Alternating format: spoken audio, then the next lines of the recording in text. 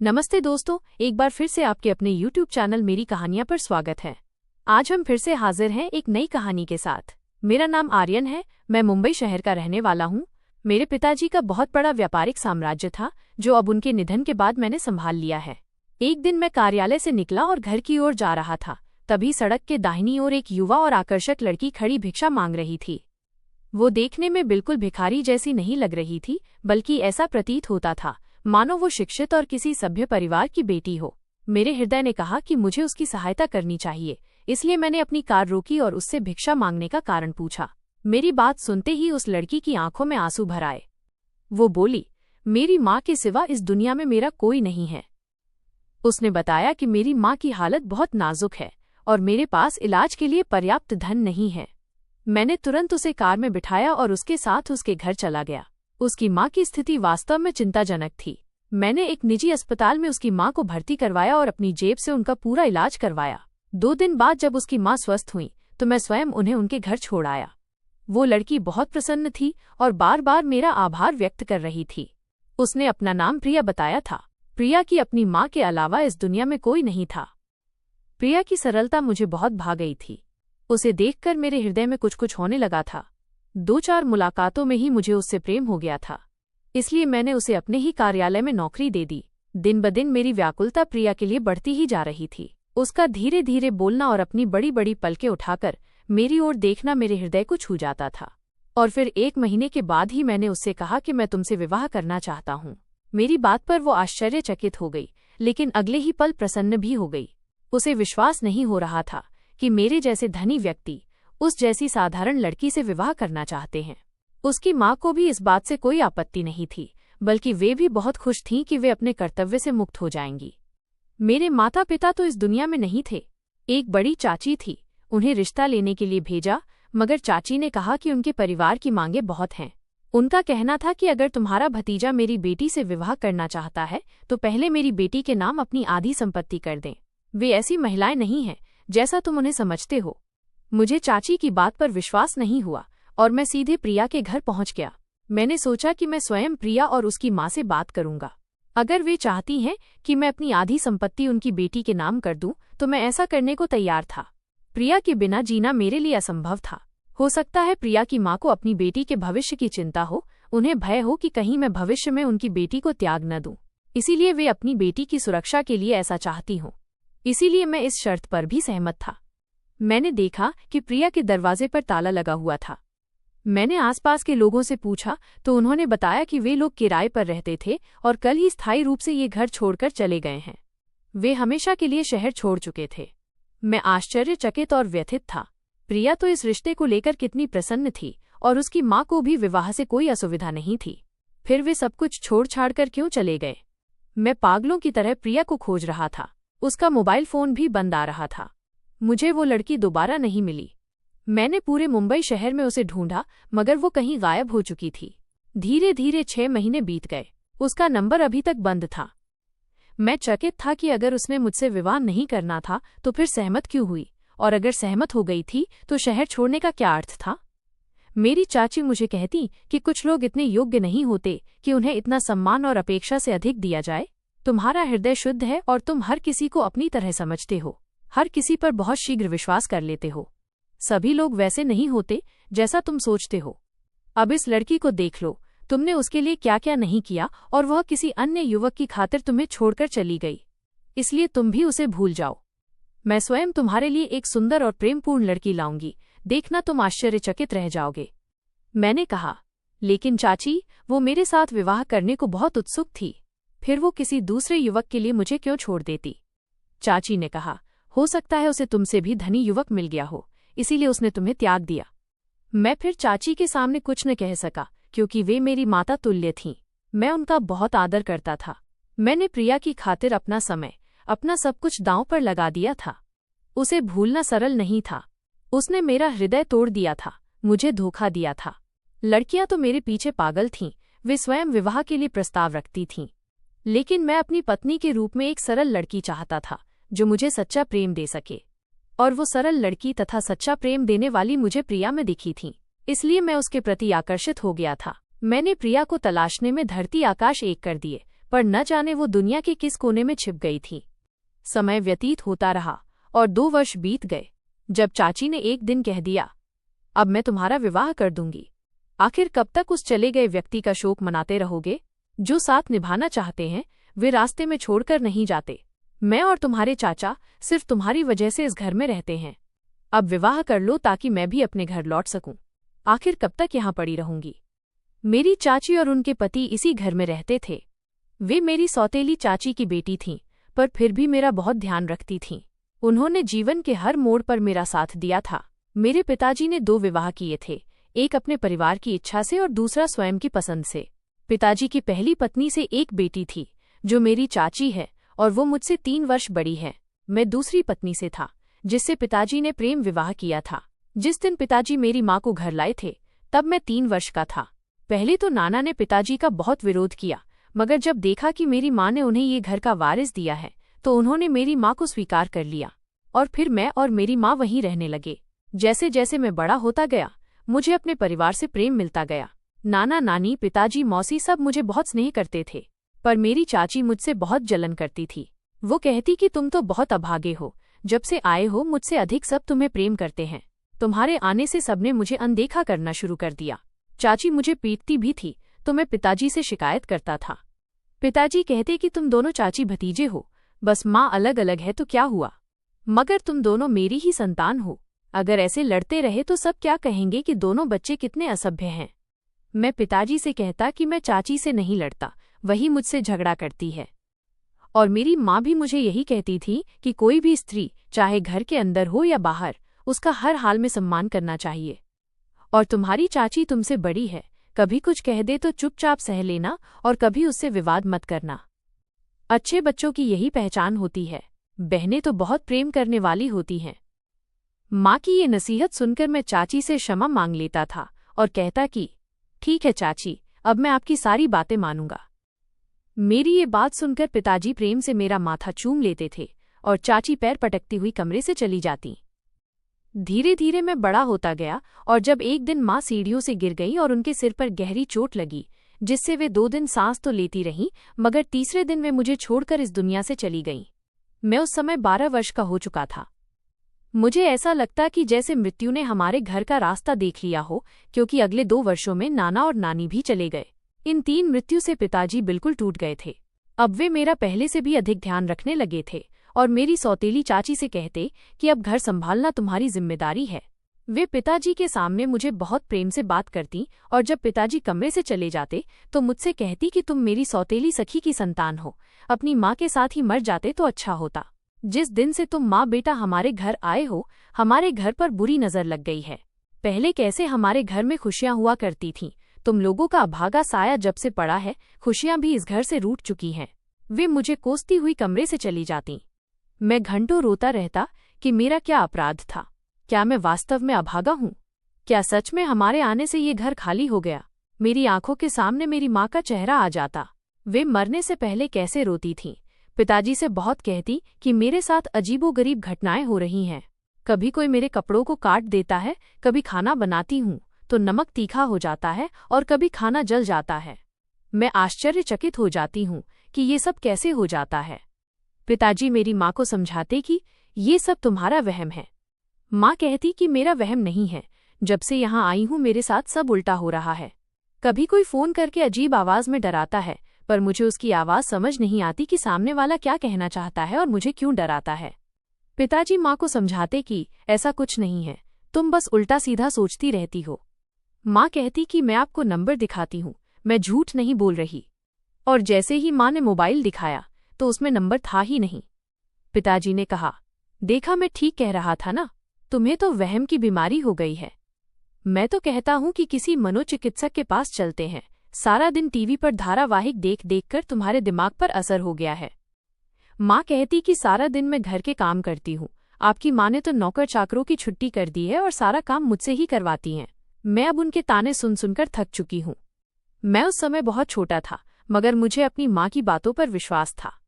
इस घर में ऐसा कौन था जो मेरी माँ को तंग कर रहा था? मैं जानना चाहता था। लेकिन तभी एक दिन अचानक माँ की तबीयत बिगड़ गई। वे सीढ़ियों से कैसे गिरी समझ नहीं आया। सबने कहा कि मेरी माँ को मानसिक समस्या थी, इसी कारण उनका संतुलन बिगड़ा होगा और वे स्वयं गिर गई होंगी। जब मेरी माँ चली गई तो किसी का कुछ न बिगड़ा, सब अपनी अपनी जिंदगी में व्यस्त हो गए। पर मेरी जिंदगी जैसे रुक सी गई। मेरी माँ तो चली गई थीं और उनके जाने के बाद मैं बिल्कुल अकेला हो गया। पिताजी ने मुझे सौतेली चाची के हवाले कर दिया था। वे अपने व्यापार को देख रहे थे, पर मुझे कोई संभालता नहीं था। मैं नौकरों के सहारे था, वे भी अपनी मर्जी से काम करते। किसी को परवाह नहीं कि आर्यन को खाना मिला या नहीं, स्कूल भेजा या नहीं, होमवर्क कराया या नहीं, किसी का कोई मतलब नहीं था। नौकर भी मनमानी करते, जब चाहे खाना देते, जब न चाहे नहीं। मैं भूखा उनके पीछे रोता फिरता रहता।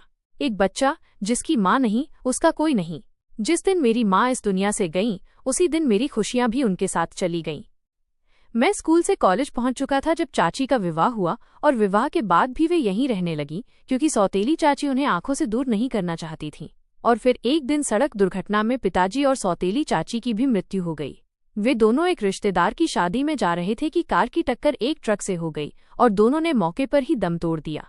उसके बाद सब कुछ मेरी चाची और उनके पति ने संभाल लिया। पिताजी के वकील ने बताया कि मेरे पिताजी ने पहले ही सब कुछ मेरे नाम कर दिया था और मेरी माँ इकलौती थीं, उनका सब कुछ पहले से ही मेरे नाम था। चाची को पिताजी ने विवाह के समय उनका हिस्सा दे दिया था, लेकिन इसकी मुझे जानकारी नहीं थी। चाची सदमे में थीं, लेकिन मैं उनका बहुत ख्याल रखता। और फिर धीरे धीरे चाची का व्यवहार मेरे प्रति सुधर गया। चाची के अच्छे व्यवहार से मैं बहुत प्रसन्न था। दुनिया में मेरा तो कोई था ही नहीं। चाची से प्रेम मिला तो जिंदगी में जैसे सुख की लहर दौड़ गई। चाची कहती कि बड़ी बहनें माँ की जगह ले लेती हैं, कभी खुद को अकेला मत समझना। मैं बहुत खुश हो गया।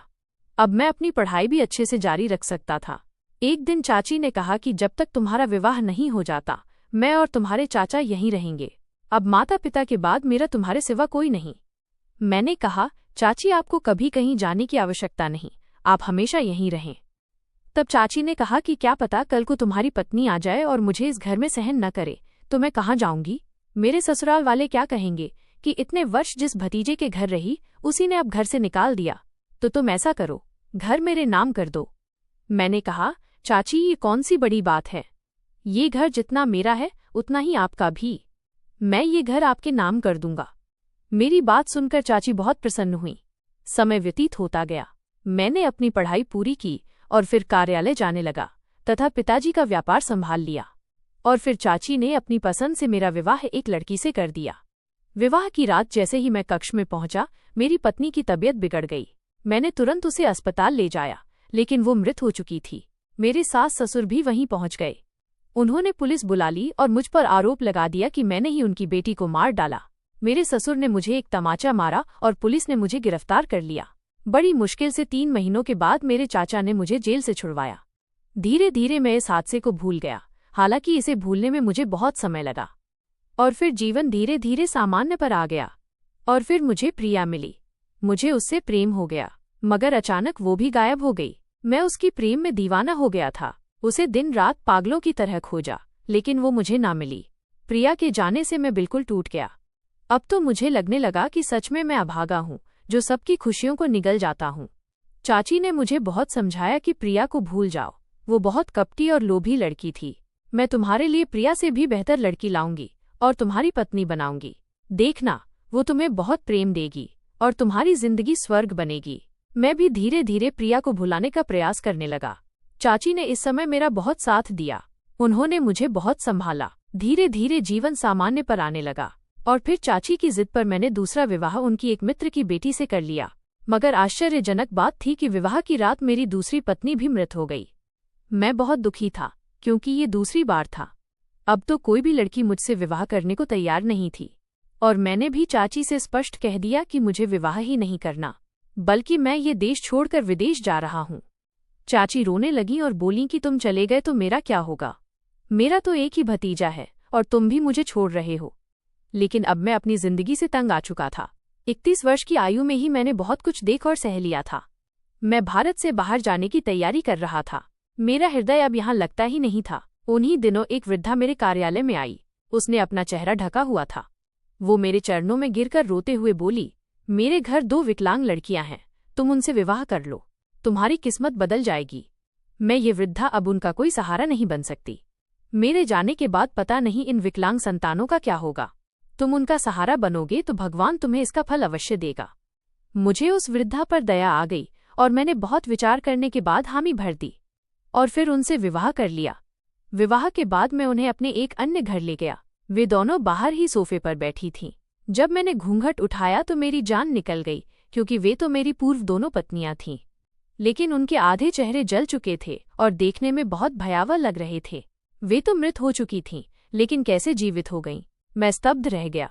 जब उस वृद्धा ने अपने चेहरे से नकाब हटाया तो मैं फटी आंखों से उनका चेहरा देखने लगा। वो तो हमारे घर में कार्य करने वाली एक वृद्ध सेविका थीं, जिन्होंने माँ के जाने के बाद मुझे संभाला था। सेविका पिताजी के समय से हमारे घर में कार्य करती थीं। मैं उन्हें दादी कहता था। और फिर वे अचानक कहीं चली गई थीं। मैं आश्चर्यचकित था और अपनी पत्नियों को देखकर व्यथित भी। मैंने दादी से पूछा, ये सब क्या है और ये जीवित कैसे हुईं? ये तो मृत हो चुकी थीं। दादी ने मुझसे कहा, बेटा, तुम्हारे साथ बहुत बड़ी षड्यंत्र रची गई है। मैं तुम्हें सारा सत्य बताती हूँ। दादी ने कहा कि जब तुम्हारे पिताजी तुम्हारी माँ को घर लाए थे तो तुम्हारी सौतेली चाची ने उन्हें स्वीकार नहीं किया था। वे उन्हें मानसिक रोगी बनाने पर तुले हुए थीं और फिर धीरे धीरे उसे मानसिक रोगी ही बना दिया। उस दिन अगर तुम्हारी माँ बच जाती तो सबको सच्चाई पता चल जाती। तुम्हारी माँ को एक ऐसी औषधि दी जा रही थी जिससे वे अंदर ही अंदर समाप्त हो रही थीं, और ये सब तुम्हारी सौतेली चाची कर रही थी। फिर तुम्हारी माँ की मृत्यु हो गई। उसके बाद वे माँ बेटी तुम्हें समाप्त करना चाहती थीं। तुम्हारे भोजन में कुछ न कुछ मिलाकर देती, लेकिन मैं वो भोजन बदल देती। मैं ये सब पिताजी को बताना चाहती थी। जब भी उनके पास जाती, कोई न कोई उनके पास होता।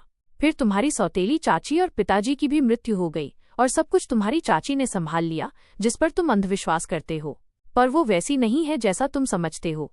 उसने जानबूझकर इस घर में रहने का निर्णय लिया ताकि तुमसे धीरे धीरे सब कुछ छीन सके। जब उसे पता चला कि सारी संपत्ति तुम्हारे नाम है और उसे कुछ नहीं मिलेगा, तब उन दोनों पति पत्नी ने सोचा कि क्यों न तुम्हारी जिंदगी बर्बाद कर दें, ताकि तुम स्वयं सब कुछ उनके हवाले करके देश छोड़कर चले जाओ और कभी पुनः विवाह न करो। जिस लड़की को तुम पसंद करते थे वो स्वयं नहीं भागी। जिस दिन तुम्हारी चाची रिश्ता लेकर गई थी तो उसकी माँ को तुम्हारी चाची ने बहुत अपमानित किया और प्रिया को धमकाया कि अगर तुम ये शहर छोड़कर नहीं गई तो तुम्हारी माँ जीवित नहीं बचेगी।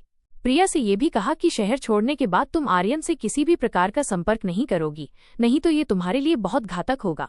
और जबरदस्ती उन्हें शहर छोड़ने को कहा। मैं भी उस दिन उसके साथ थी। मैंने घर आकर तुम्हारी चाची से कहा कि बेटी, ऐसा मत करो, आर्यन प्रिया से बहुत प्रेम करता है। तब तुम्हारी चाची ने कहा कि वृद्धा, अपनी हैसियत में रहो, इस घर के निर्णय सिर्फ मैं ही ले सकती हूँ। आर्यन ने मेरे पिताजी की सारी संपत्ति पर कब्जा कर लिया है। मैं दासी बनकर रह गई हूँ। इस संपत्ति पर सिर्फ मेरा अधिकार था। अगर आर्यन और उसकी माँ मेरे पिताजी के जीवन में न आते तो ये सब मेरा होता। लेकिन उसकी माँ ने मेरे पिताजी से विवाह करके सब कुछ मुझसे छीन लिया। लेकिन मैं अपना सब कुछ वापस लेकर रहूंगी। उसे इतनी पीड़ा दूंगी जितनी मुझे और मेरी माँ को हुई। मरते दम तक उसे शांति न दूंगी। उसकी हर खुशी छीन लूंगी। और फिर जब तुम्हारी चाची तुम्हारा विवाह करवाती थी तो विवाह की प्रथम रात्रि ही तुम्हारी दुल्हन को दूध में विषाक्त औषधि मिलाकर पिला देती, जिससे उसे भयंकर पीड़ा होती। तुम्हारी चाची ने चिकित्सक को धन देकर कहा कि आर्यन से कहना कि तुम्हारी पत्नी मृत हो गई। तुम्हारी चाची ने तो तुम्हारे सास ससुर को भी खरीद लिया था। बहुत बड़ी षड्यंत्र के साथ तुम्हें जेल भेजा गया, जबकि तुम्हारी दोनों पत्नियां जीवित थीं। मैं तुम्हारी प्रथम पत्नी को अपने साथ ले गई थी, क्योंकि अब वो अपने माता पिता के साथ नहीं रहना चाहती थी। और द्वितीय बार भी जब यही हुआ, मैं तुम्हारी दूसरी पत्नी को भी अपने साथ ले आई और उसका उपचार करवाया।